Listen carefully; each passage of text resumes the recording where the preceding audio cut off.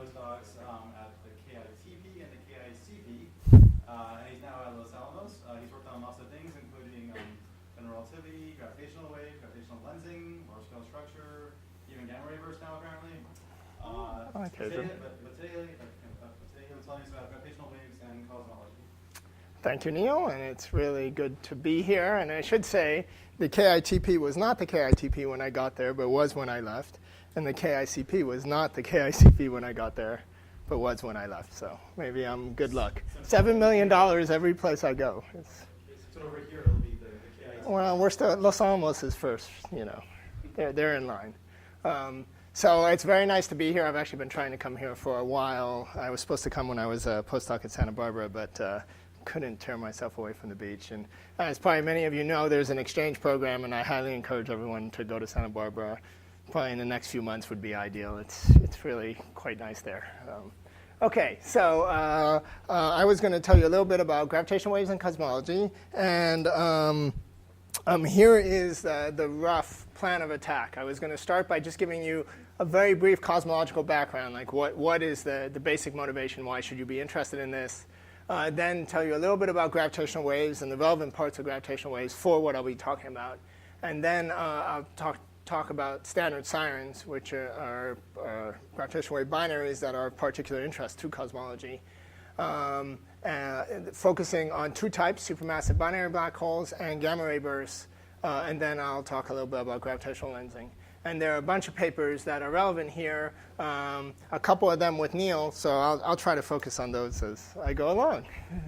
So here's my one-slide version of what cosmology is relevant. And the basic cosmology here is what we're trying to do is measure the evolution history of the universe.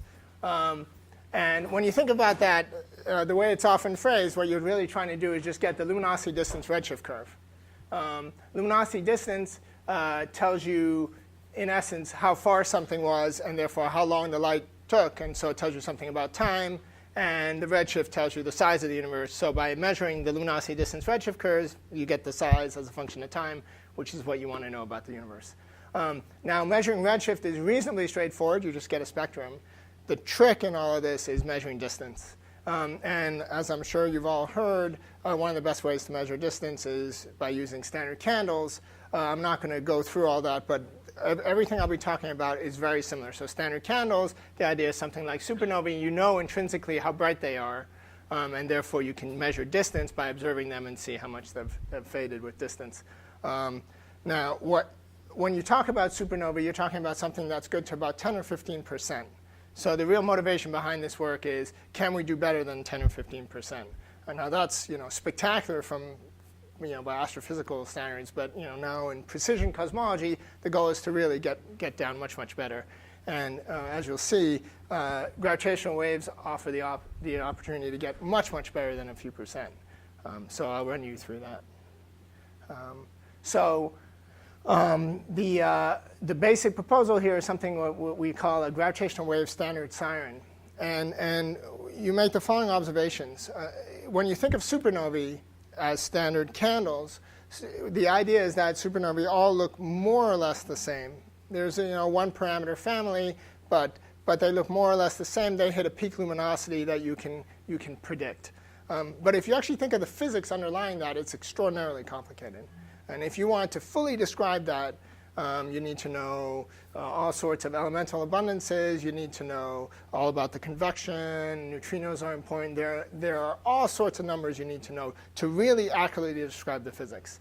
Another way to say that is that the best simulations are still fairly poor in terms of doing precision modeling of supernovae and predicting their intrinsic luminosity. Okay. Now let's think of black holes as astrophysical objects. Black holes are extremely simple. In some sense, they're really fully described by three numbers: the mass, the charge, the spin. Once you know those three numbers, you know everything there is to know about the black hole. This is for a static black hole, but the point here is that they're really very, very simple objects. A black hole binary, which is what in particular we'll be interested in here, you need on the order of 10 numbers, maybe 16 numbers, depending on how you count, but some very small number of numbers fully describe your system. Everything you need to know about the system is encapsulated in 10 or 15 numbers. So in that sense, you can imagine that they really are very good standardizable objects. Because we're not talking, gross approximations. We're talking everything, all the relevant physics is encapsulated in a few numbers. So in addition, in the case of a binary black hole, where you say have two black holes that are somewhat separated, a lot of the strong field effects are irrelevant. So what you're really talking about is just two black holes that are inspiraling. And they're far enough away such that the only relevant quantity is the sort of radiation term. They make gravitational waves and they slowly inspiral. But all the strong field effects are irrelevant. And in that system, you really can just describe them by a few numbers. Yeah? So the reason you talk about this is as if there's nothing else in the universe except the black holes is that when they are about to merge, they're just totally dominating. Yeah, that's right. Yeah. So there are two ways to say that. So so the question is, what about everything else in the universe? And so you can imagine, for example, that there might be a lot of matter around. But these, in many cases, we're talking about black holes. They're fairly dense, supermassive black holes. You need a lot of matter around to affect the orbits of these black holes. Also, in general, with the evolution, you're going to evacuate a lot of the matter within the black holes. And you'll actually evacuate a lot of the matter actually outside. You're going to clear out a region. So the black holes in general in that late inspiral are completely isolated. Yeah, but the disks are far enough away that actually for the dynamics of the black holes themselves, they don't impact that. So the black holes in general can be considered isolated. We can talk more about that, but this is a very good. So in the case of supermassive black holes, for example, you're talking about a few million solar masses in a space of few AU. So. Okay, so here is the sort of gravitational wave part of one of these binaries. And what this is sort of the simplest post-Newtonian form for the waveform. So h of t here is the actual strain as a function of time. And it just depends on various factors. It depends primarily on a chirp mass, which is just some function of the masses of the black holes. However, there is a redshift in there, which will become very important. It's also a function of frequencies, a function of angles, where you are on the sky, what your inclination is, and importantly, also a function of distance. Okay? And the point of all this is that if you were to measure the chirp mass, which you can do by measuring the evolution of h of t. So this is the strain. You imagine you have something like LIGO, which observes strain as a function of time. You observe a binary system, and that strain evolves. And by watching that evolution, you can pull out the chirp mass uniquely. And you can do that to extreme precision. So if you can measure that, and you can kind of break all these degeneracies by having things move on the sky, then what you end up with is if you've measured h of t and you've measured the chirp mass, then you can infer your luminosity distance. And that's the point here, is that what these systems give you is a way to get an independent measure, direct measure of luminosity distance. It's an absolute measure. There's nothing relative here. I should mention supernovae are relative distance measures. This is an absolute measure of distance directly to the source. And I should also mention that Bernie Schutz was the one that first pointed out that you can measure distance directly with these in 1986. And his thought back then was that you could potentially use these to measure the Hubble constant by getting statistically enough of them. So that's the basic idea, just from the gravitational wave side. So it's very simple. These are very simple expressions. And you just make the observation that this binary, in effect, when you're talking about a binary system, is determined by just this chirp mass. And once you know that, you get a measure of distance directly. Okay. Yeah. So you have to assume that the black holes are unspinning. So for this, at these separations, spins generally don't matter. However, and in this expression, I'm assuming there's no spin. However, if you include spin, you do get precession effects. And those actually help you because they give you higher modes, which give you more information about inclination and various other things. So in what I've been talking about now, actually, I think in one of the plots I include spin effects as well. But the point is that spin only helps you here. As you add in all these things, as you get more sophisticated, you go to higher orders, you get more information. You're in some sense fitting higher orders on your waveform, and you're able to break more degeneracies and do even better. Measure your chirp mass better, measure your location on the sky better. So spin effects end up being very useful. but in this, I'm sort of neglecting it for now. Yeah. Any other questions? How far you can measure? So I'll get to that. It's a little counterintuitive that, that even though you have to characterize, when you go from unspinning binaries to a binary system characterized by more intrinsic parameters, somehow, even though the parameter space has gotten bigger, the constraint gets. Right. So what you have to think about is what you do is you introduce modes on your waveform. So you can think of it as there's sort of an envelope, which is the way your binary is spinning up, and that's related to your chirp mass. But the problem is that you have these other functions in there that you need to break. So dependence on sky position.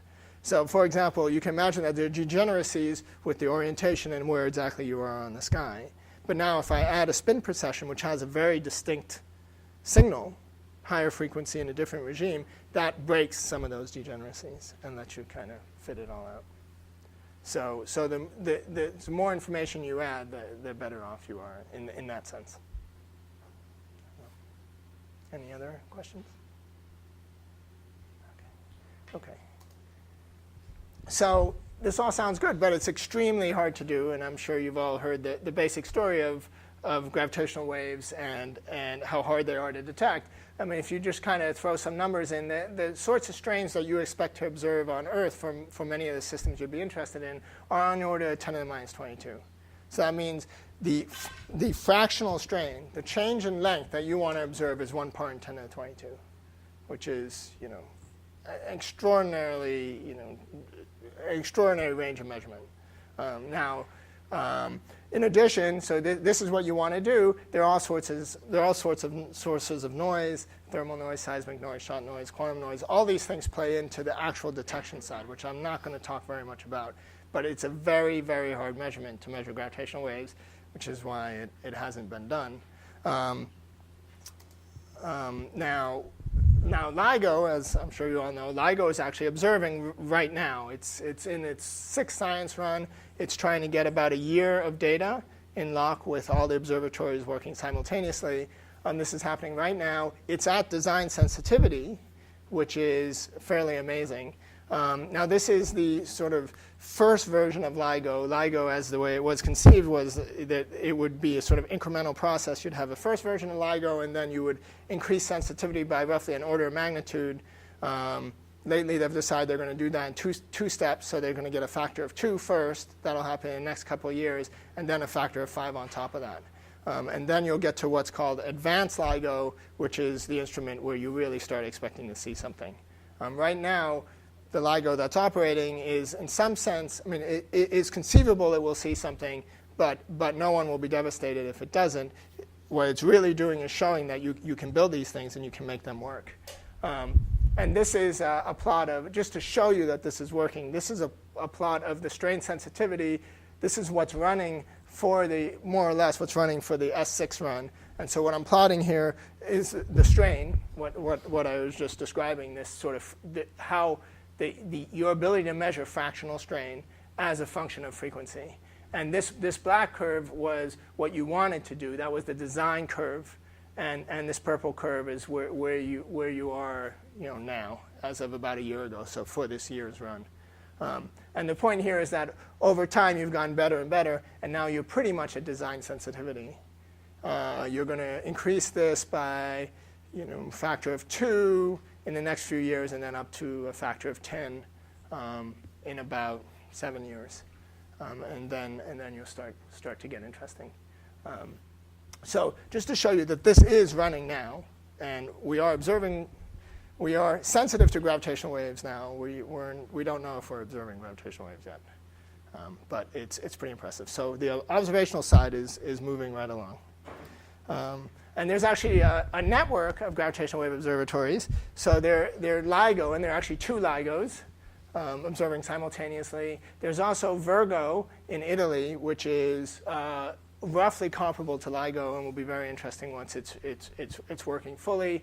And then there are a number of others. There's GEO in Germany and TAMA in Japan, which were both sort of design detectors. They're more for R&D than to actually detect waves.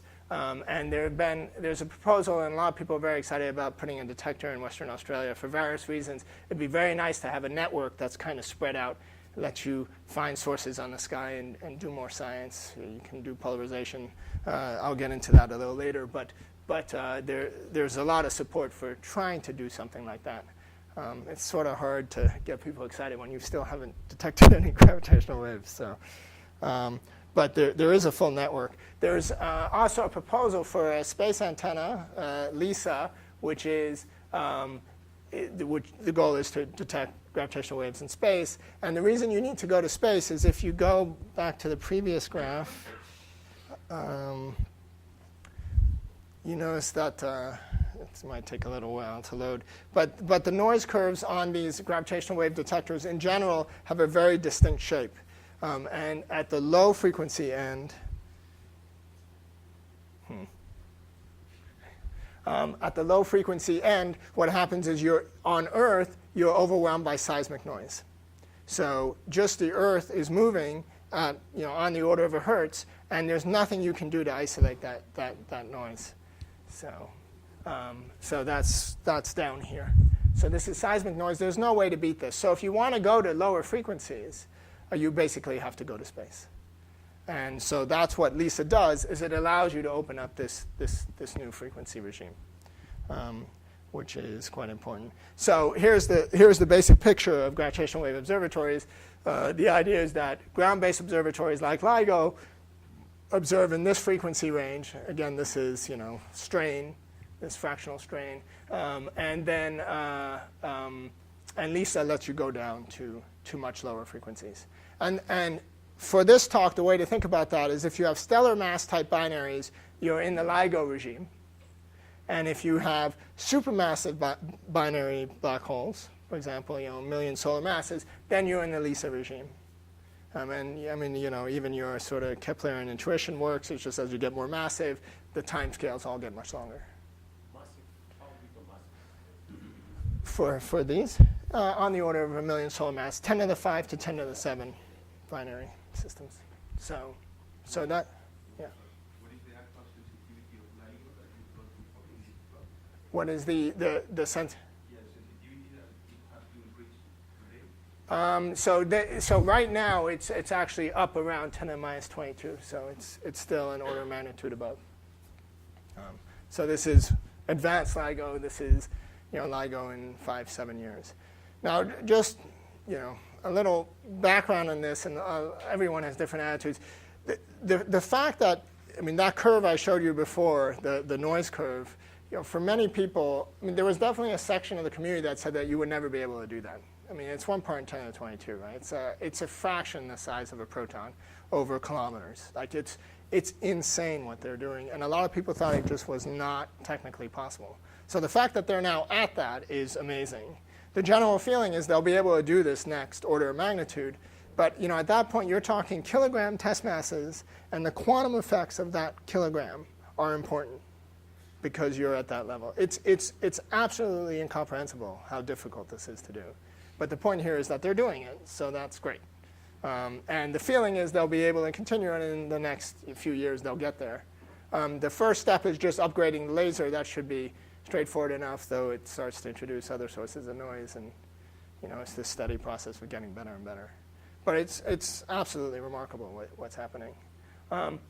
Also, just while I'm at it, I should give a little plug for LISA. So there's been this. Okay, this isn't really science, but there was this whole National Academy report trying to evaluate what's the best way to do dark energy and ordering missions and whatnot. And this came out a few months ago, and they were extremely enthusiastic about LISA, and basically said LISA should happen, but also JDEM should happen, and they should both be funded. And so now there's a question of ordering and priorities and whatnot. But the point here is that there's a big community that's interested in LISA, so there's really a hope that something like this might happen.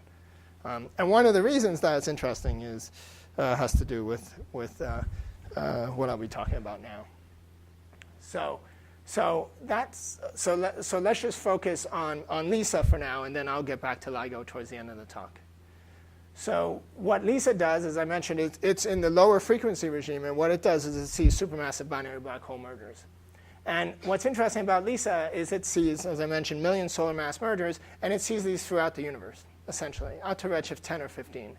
So one way to think about it is every single supermassive binary black hole merger that happens while LISA is observing anywhere in the universe, it will see.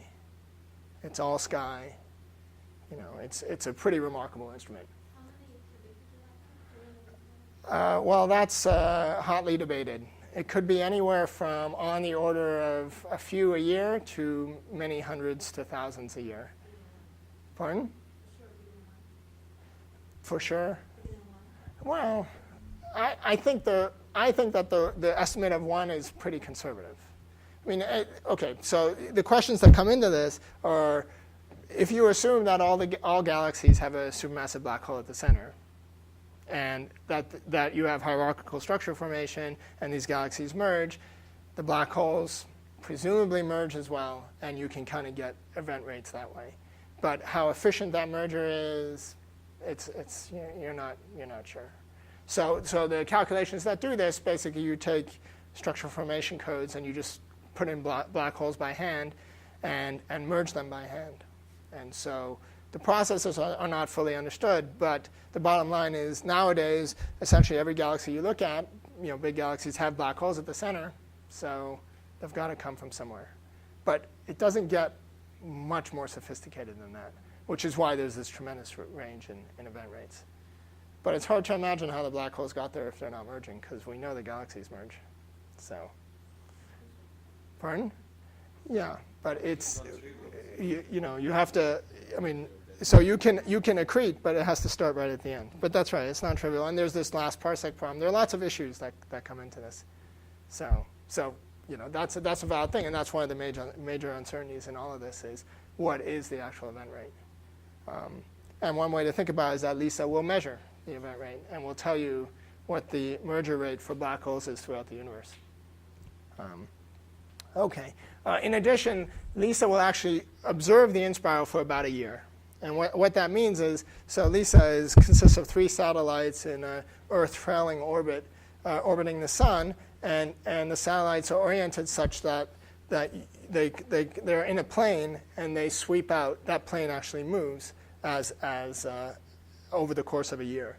So the sky sensitivity changes. And by looking at that orbital modulation, you get information about sky position. And you can break various degeneracies about orientation and various other things. And I guess Maya and Neil are working on this now, so they can probably talk a lot more about this.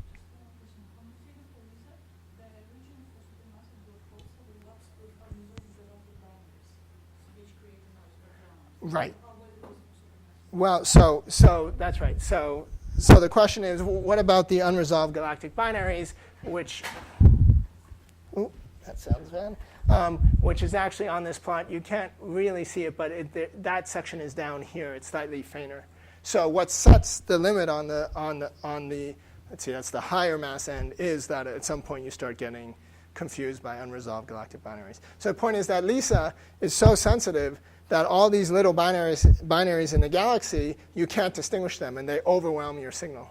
But that happens at a low enough frequency that what we're talking about, the 10 to the 5 to 10 to the 7 solar mass binaries, are a high enough frequency that they're in the resolved case, and so you can distinguish those okay. So. They don't chirp also, right? No, but. Right, but the fact that they're unresolved just is a source of noise, so you have to get above that noise. And yeah, I mean, and that's right. So Neil's making an important point, which is also, early on, these things are actually quite bright, and so they can get above the noise in the right frequency regime. But what we're talking about are to the right, so it's not actually an issue. Okay. So.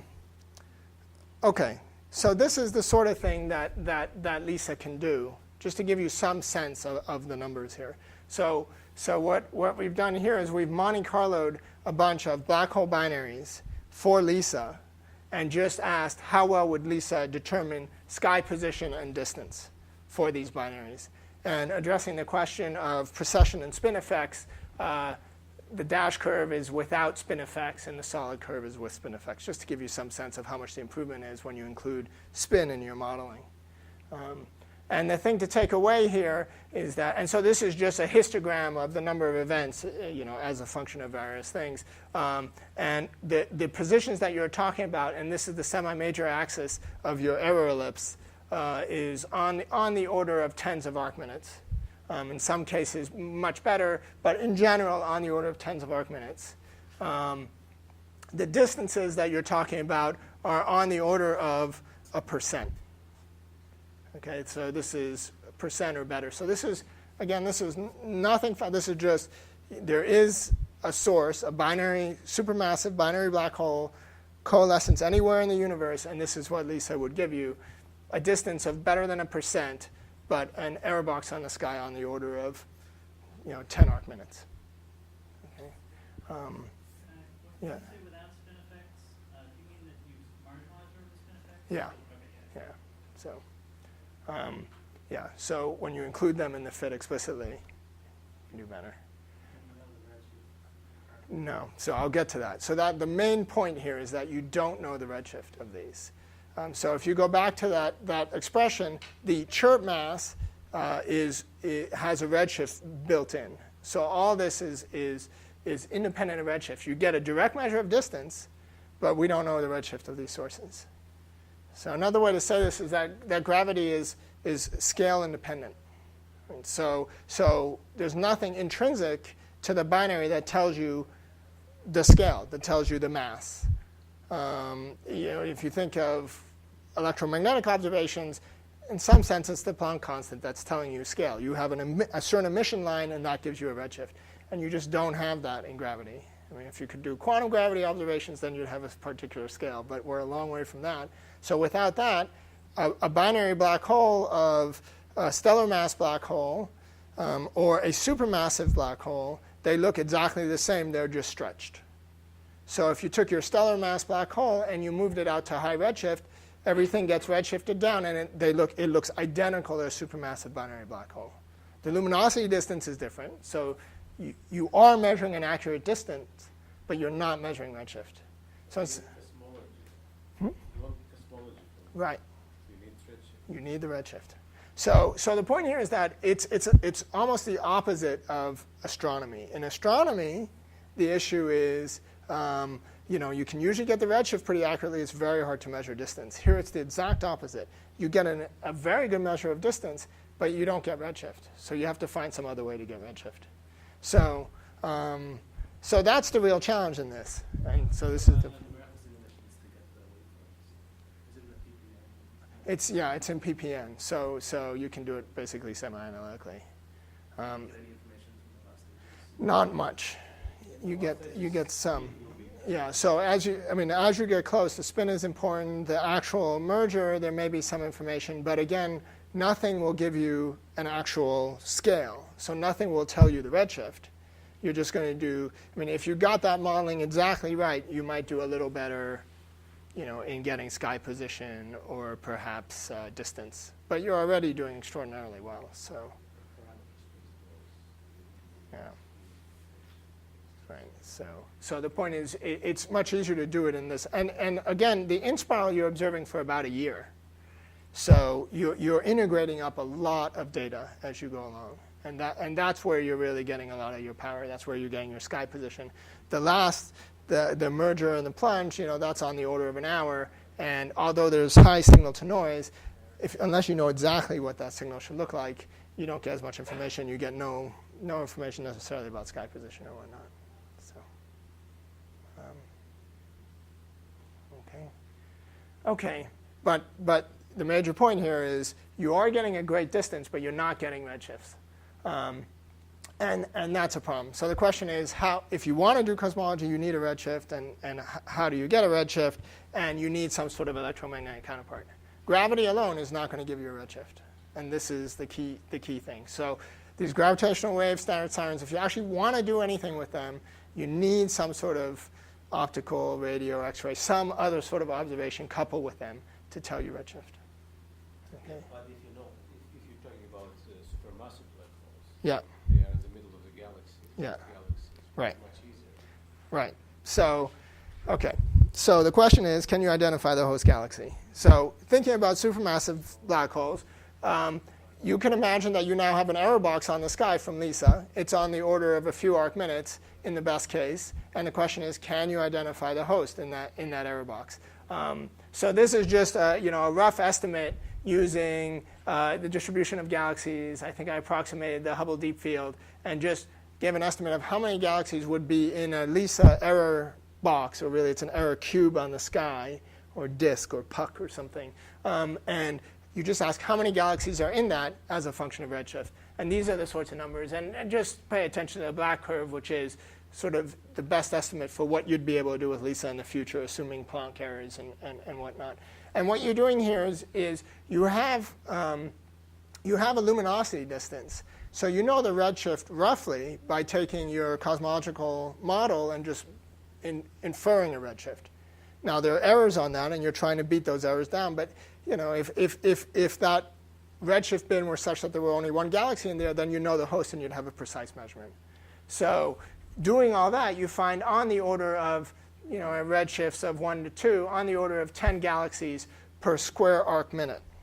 So if your error box is a few arc minutes, you're talking an order, say 100 galaxies in that box. In the best cases, and there is some hope that as you use more information, you can get that error box down as you go to higher parameters. If you're talking about on the order of an arc minute, then you're talking about handfuls of galaxies in your error box. And then you might be in business of being able to identify the unique host. So once you have a host, you can get a redshift, and then you're done. You have a very precise point. Yeah. How much is that? Because when you said it's 1 event per year, it was for Z10. But now you can identify the host for Z1. Yeah. So the volume will be different by 1,000 times or even more. So how lucky is the event that you get the black hole merger, supermassive black hole merger within Z1? Well, so what's happening here is so LISA is observing a large volume in the sky, and it sees a black hole merger, and it identifies the location and the redshift, roughly. So, I mean, the event's already happened, and all you're doing is asking, can you see it? So does that answer? So it's So it's like 1,000 times less probable than just to see the black hole merger, which is already 1 event per year. So you have 1 event per 1,000 years, but you can event per year. Right. So so I'm not sure I understand that. So what you're saying is, okay, suppose you have the one event that you're going to have this year in the worst case. So now you've got some number of galaxies, and you're just trying to identify the right one. Now, if you can't, I mean, if you have no information and you just say, I don't know, it could be any of these 1,000 or 100, then it's going to be very hard to do any science with them. So the point is, we have to be able to identify the right one. Otherwise, this is not useful. So the question is, can we, in this box with lots of galaxies, identify the galaxy that is the particular one that's associated with this event? And you could, there are a number of things that you can say. One is you can say, well, there's just been a merger of binary black holes. So these supermassive black holes probably result from a merger of galaxies. So you could imagine that you've just had some sort of galaxy merger event, and you can look for morphological information that indicates that. So if you've got 10 galaxies in your error box, and one set of galaxies is an obvious merger and looks tidally deformed or whatnot, has tails, then you might say that's the one. And at that level, you're starting to get to event. You could hope to actually identify the best case. And another thing you can imagine doing, this is slightly technical, but if you have, say, 5 of these events in different parts of the sky, each one has a probable host. And there's only one cosmology, so you can pick out the particular host in each direction, and there should be only one set that is completely consistent across, because each one, every time you pick a possible host galaxy, you're getting a unique cosmology, but there should only be one, so by you can kind of marginalize over all of those. That actually doesn't work so well in practice, but it's one approach. Now, you can also, and I should say, one way to get out of this whole electromagnetic counterpart thing, yeah, sorry. What goes wrong with just marginalizing over every possible galaxy being It's basically what goes wrong is gravitational lensing, so I'll get to that. eventually. But if there was no lensing and these were exact measures, then that would work perfectly. But the problem is that the truth is that you have this uncertainty, lensing uncertainty, and that kind of broadens the uncertainties out so that it's just not useful to do that anymore. So one other thing which I should mention, which Sam Finn has pushed a lot, is using the statistical nature of the population. So for example, you could say, for example, in the case of LIGO sources, if you knew that they were all neutron stars, then you know their masses. So the redshifted, if you measure the redshifted chirp mass and you know that the mass is all, say, 1.4, then you can infer redshift that way. So you can do statistical games where you say, for example, if you trusted that you knew the population of supermassive black hole masses, you could statistically try to back that out. Now that would be extremely hard. You need very high statistics to do that. But it's one way to get around the whole electromagnetic counterpart thing. So I just throw that in. But the truth is, the way to really do this, if you want to do this, the way to do this is to have some sort of event, an afterglow, some sort of explosion, some sort of flash on the sky corresponding to the actual merger event, and that would tell you here is the host. So that's what you really want to have happen. Now, whether or not that happens is unclear. I'm just going to say a couple of things. This is totally hand-wavy, but the numbers are instructive here. What you're talking about here when you talk about supermassive binary black hole merger is on the order of a few percent of the rest mass of your system is being radiated in gravitational waves. So a tremendous amount of energy is being radiated in gravitational waves, on the order of 10 to the 58 ergs. Okay, so these are far and away, people say GRBs are the most luminous events in the universe, et cetera, after the Big Bang. This is far and away the most luminous event in the universe in terms of a burst of energy in a localized, minutes to hours time frame. You're talking 10 to the 58 ergs. Okay, now this is all in gravitational waves, and gravitational waves really don't couple very well. So it is conceivable that out of all that energy, none of that energy is converted into the electromagnetic spectrum, and we never see it. However, you need amazing efficiency. If even 1 part in 10 to the 10 of this energy is converted in some way, if there are any baryons around, and they in any way notice that there's been this huge event, then they're going to be easily observable. Okay? Now, this is just hand-wavy, but the point is there's plenty of energy there. So you only need a tiny little bit to turn into photons, and you'll see it easily. Okay. Now, to actually do this, there are lots of models of different ways that you might have an optical counterpart. So again, the idea here is that somewhere in the universe you have a supermassive black hole binary. LISA sees it. Now, I should also say that LISA will observe it for about a year. And within about a day of the final merger, it'll have a reasonably accurate position on the sky. And so what you could imagine doing is LISA will say, look, in the next few hours, there's going to be a merger event of two supermassive black holes over here within, say, 5 or 10 or 50 arc minutes. And you can imagine putting a bunch of telescopes onto that region of the sky and just looking to see if anything happens. And here are some arguments that there might be something. There have been a number of papers arguing that as the black holes merge, as they kind of spiral in, they evacuate gas, which then eventually will fall back onto the black hole binary. So sometime afterwards, there'll be sort of afterglow that might be observable. Or as they merge, if there's any material in between the black holes, it'll be driven in sort of superheading and accretion onto one of the black holes, and you might see that. That's possible. Just to give you some sense of how weird these events are, imagine one of these supermassive black hole binaries. It radiates a bunch of its energy. So if you imagine as they're kind of inspiraling, there's an accretion disk around them. And it's a Keplerian disk. Now, suddenly, in the span of an hour, the mass at the center of that disk drops by 10%. It's almost like a mass monopole. It's a very fast change in the central mass. So suddenly you have this accretion disk which is orbiting the wrong mass. So you could imagine shocks in that disk, and that might be observable. Just to give you, we don't know. So this was a proposal by Sturl Finney and one of his students. They haven't published it yet, but it's basically there are lots of possibilities. a lot more work needs to be done on understanding. What time am I supposed to end? Okay. Okay. So the point of all this is we don't know if there's going to be a counterpart to these things. It is conceivable that there will be. We need to look. So the hope is that if LISA goes up, certainly a lot of instruments, when LISA says, look, there's going to be a supermassive black hole binary in this region of the sky, a lot of instruments will look for it. And if there's any sort of event, we'll see it. And if we do, then we're in really good shape. And there are two major things that happen if you get a counterpart. The first thing is that you get a redshift, so you can now do cosmology. Without a counterpart, it's very hard to do any cosmology. But you also now know precisely on the sky where your source was. So in your data analysis, if you remember the form for the strain as a function of time, you have to marginalize over all these possible sky positions. But now you know exactly where it is. So you get you can go back and reanalyze the data, and you no longer have to worry about sky position. So you get a much better fit for distance. And so just to show you that, here is how well you do with distance with LISA for one of these counterparts. This is for a 10 to the 5 solar mass black hole redshift 1 binary. So this isn't even the best event.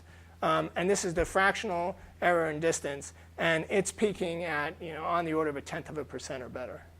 So now, if you get one of these in the LISA band, and you do get an optical counterpart, you have an absolute measure of distance to a fraction of a percent out to arbitrarily high redshift. Okay, so it's pretty amazing. It's far and away the best standard candle we can imagine.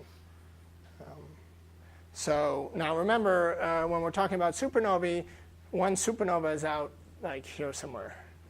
Like these are really astoundingly good standard candles or standard sirens. Okay.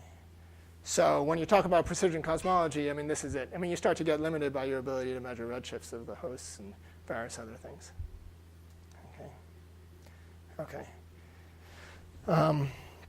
Now, as my collaborator Scott Hughes likes to say, gravity giveth and gravity taketh away. So if you think about this naively, you say, okay, now I've got a distance to 0.1% out to arbitrary redshift. So if you imagine you take 2 or 3 of these, and everyone likes to plot these luminosity distance curves. Now with just 2 or 3 points at 0.1%, you can easily distinguish all sorts of cosmology. You can get dark energy to W naught is easily to percent level or better. Even the first derivative WA is to on the order of a percent. Like you can do astoundingly well with just a few of these. So naively you might say, well, this is totally the way to go. I mean, we understand the physics here. The systematics are essentially under control compared to supernovae where there could be evolution or all these other probes. This is far and away the best thing you can do. But there's one key problem which I mentioned earlier, which is gravitational lensing. Okay? And what gravitational lensing does is it changes the luminosity of distant objects. So I mean, we've all heard about weak lensing. Weak lensing causes a shear, and that's usually what people talk about measuring. But when you talk about that shear of a few percent, you're also changing the brightness of those objects by a few percent. And that effect becomes a major source of noise. So the point here is that every source at high redshift, every single source at high redshift has been gravitationally lensed, and the luminosity that you're observing is wrong. It's off by a few percent. And it's a very non-Gaussian distribution, and I can talk a lot more about that, but this is a major issue. And here is, just to give you some sense of the way this works, here is the probability distribution for lensing magnification. So the way to think about this, this at redshift 1.5, is you stick a bunch of perfect standard candles or standard sirens, whatever you have, what have you, at redshift 1.5. You observe them all in turn.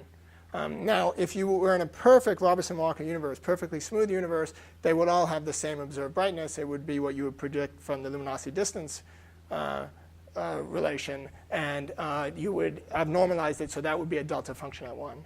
But in the real universe, you get a distribution. The vast majority of your observed sources are demagnified. And then every now and then, you get some strong lensing.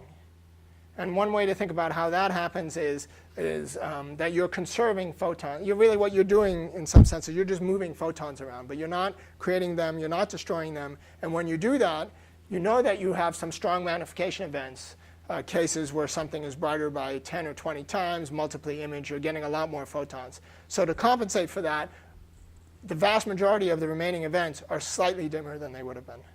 And this is a generic feature of the universe. At high redshift, you're getting a distribution of magnifications. So if it weren't for this, even 1 or 2 gravitational wave standard sirens at high redshift would just nail cosmology for you. But because of this, even though you've gotten an error of sub%, the effective error is on the order of 5 or 10% at high redshift. So actually not that different from supernovae. So what is AR for So supernova? for a given supernova, it's on the order of 10 to 15% in luminosity. And so this is just below where the supernova errors are. But this has to be included when you're doing analysis of supernovae. And as the supernovae improve, if they get to the point where they want to be of a few percent, then this will be one of the dominant errors. So one way to think about this is that when you're talking about high redshift sources, a perfect standard candle, which basically a standard siren is not all that useful. You don't need to be that much better than a supernova because lensing is under there. Now, that's not totally fair. I mean, these are much better standard candle, much better measures of distance. So it's a good way to check that the supernovae are doing what you want. But there are a lot of issues, such as the event rate. And so, if the event rate turns out to only be 1 a year, then you're not going to get any cosmology because it's like getting maybe 5 supernovae, and you're not going to get much science out of 5 supernovae. So that turns out to be a big issue. And let me just mention as an aside that what you could then say is, look, okay, fine. This event, this standard siren, is so good that we could spend a lot of telescope time and really try to nail it and account for the lensing and fix it. And there are really 2 ways to do that. One is to, along that line of sight, identify every single galaxy, estimate its mass, build a map, a lensing map, and try to estimate what the lensing is doing and correct for it on an individual case-by-case basis. And that's extremely hard to do. There have been some attempts to do that with galaxies in the Hubble Deep Field. And you're talking about, in the best case, maybe you get a 20 or 30% improvement. But you're not getting down to the percent levels that you need. It's just very, very hard to estimate. You have to know the profiles extremely accurately. It's just very, very hard to do that. I'll also mention another way, and this is work that Neil and I actually did together a while back, is another way that you could do this is you could do a weak lensing map around the supernova and use the weak lensing map to estimate the matter distribution and thereby correct. But we showed that actually doesn't work either because you have to smooth over too large an area. So your correction, again, is on the order of 20 or 30% in the best case. So the message here is that as far as I know, there is no way to correct for lensing on an individual case. If someone can come up with a way, that would be great because they would really, that would let you do phenomenal cosmology. But the truth is the universe is lumpy, and we don't know how to fix that. Yeah. So you had mentioned earlier this thing that if one of the components in the binary was a neutron star, and say you assume that it was exactly Right. 24 solar masses, that then you could fix the scaling. Right. And the reason that one does not make use of that is that LIGO and LISA can't see those at the cosmological distances. So I'll get to that. This is sort of where I'm going next. But so LISA doesn't see those at all. It sees them, but they're essentially unresolved, and there's all sorts of issues. But LIGO does see them. And so with LIGO, you can hope to try to do that. Now, the uncertainties, the statistical uncertainties with breaking that turn out to be, it all ends up being marginal. But I'll get to some cases where you actually can do better, specifically if you have a counterpart, such as a gamma ray burst. So. So right now, LIGO see what we were just discussing. This is on the order of tens of megaparsecs. Yeah,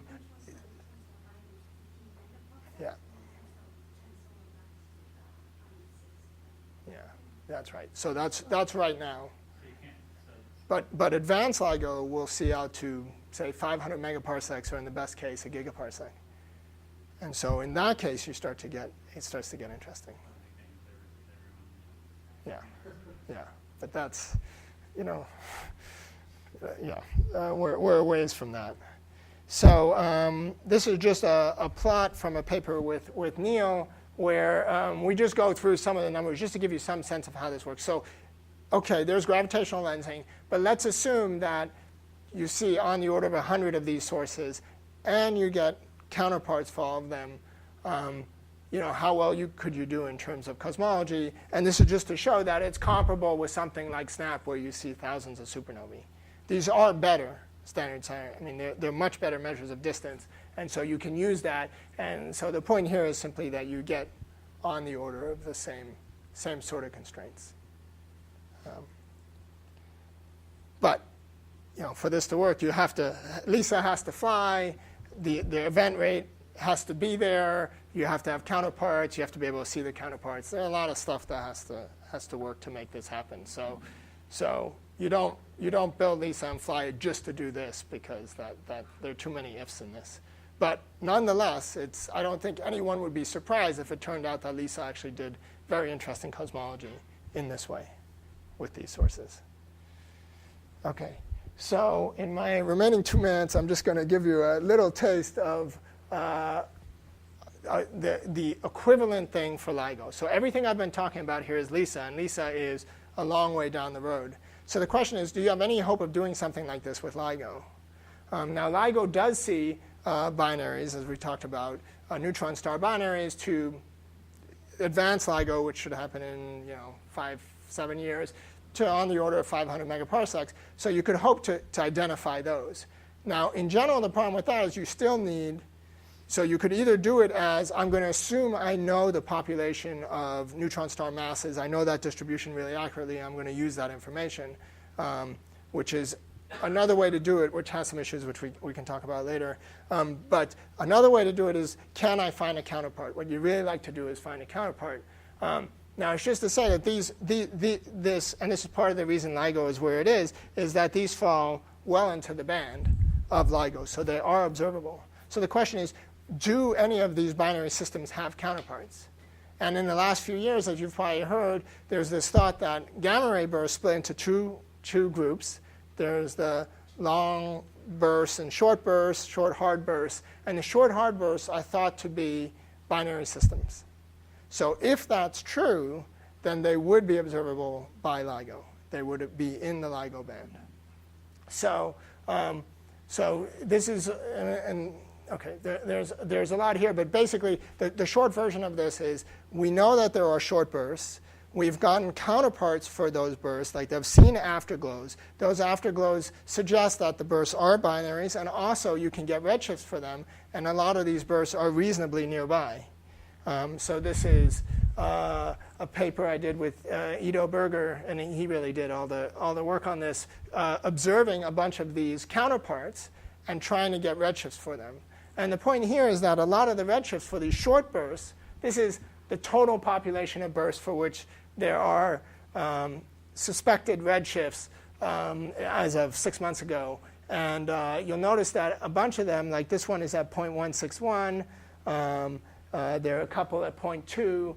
A lot of them are at lower redshifts. In fact, the first few were all at lower redshifts. Then the last 3 or 4 have been at much higher redshifts, 0.8, and now there's one at 1.1. So now it's actually a little murky. But the main message here is that some of these bursts are at low enough redshift that they are guaranteed sources for advanced LIGO. So if these bursts are binaries, LIGO will definitely see them. And the bursts are gamma ray bursts. You definitely see the electromagnetic counterpart, so you can get a redshift.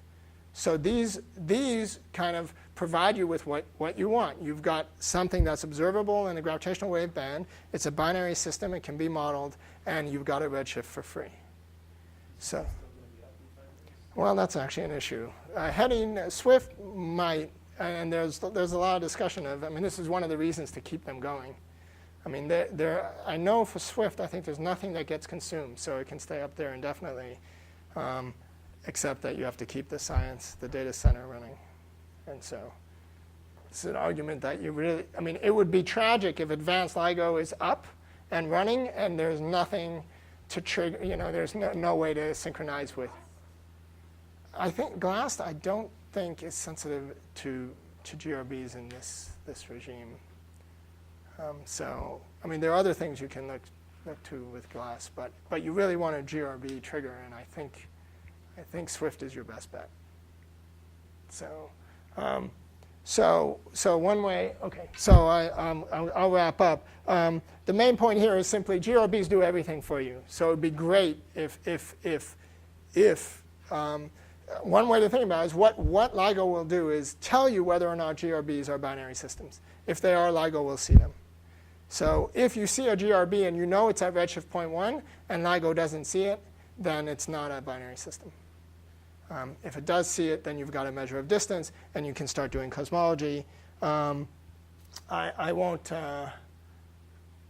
I'll skip a bunch of stuff. One thing I should mention: what you're really doing here is you're measuring the Hubble constant now, because you're talking about much lower redshift. So you're no longer measuring curvature of the luminosity distance curve. You're just measuring the Hubble constant. But the Hubble constant, when coupled with CMB, getting those two lever arms, is actually telling you a lot about dark energy. So that's an extremely useful measurement. Wayne Hu has emphasized this time and again. You really want to measure the Hubble constant to the percent level, and that's precisely what these things will do. So they let you do very interesting cosmology. And here's a plot that Neil made just to show you, give you some sense of how you're doing. So this is the error in Hubble constant and the error in dark energy, and there are subtleties as to whether you assume the gamma ray bursts are beamed or unbeamed. There are issues that I'm kind of glossing over, but if you observe on the order of 10 events, and remember this is not, unlike the supermassive black hole case, now you're talking about events that happen. Like we're seeing these GRBs, and we're seeing them at redshifts that are relevant for LIGO. So this is something we know. If you see on the order of 10 of them, you're getting percent level measurements of the Hubble constant, and on the order of 10% measures of dark energy. So it's extremely interesting. This is LIGO. This is just LIGO and Swift coupled, nothing fancy. This may happen in the next few years. So there's been this general sense that LIGO would not do cosmology for you.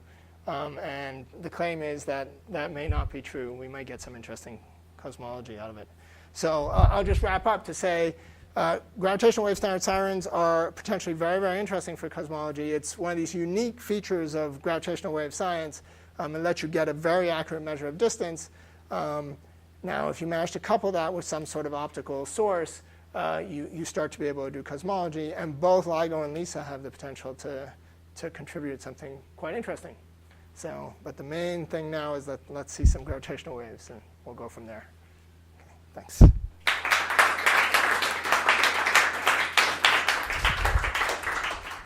And sorry for running long. I'm just a bit still confused about how you can do high precision cosmology for Z above 10, because you said you need the optical counterpart. Yeah. And optical counterparts you can measure only for redshifts about 1. So how will you do jump from here to above 10? Yeah, well, so you're talking about for LISA now. Yeah, you said that in order to make a high precision Yeah. cosmology, you need both gravitational waves and Yeah, optical that's right. counterparts. So I don't know what the mechanisms are that would generate an optical counterpart. So I don't know what redshift they're limited at. So, I mean. The source is also, as equals 2, 3, whatever, not just 10.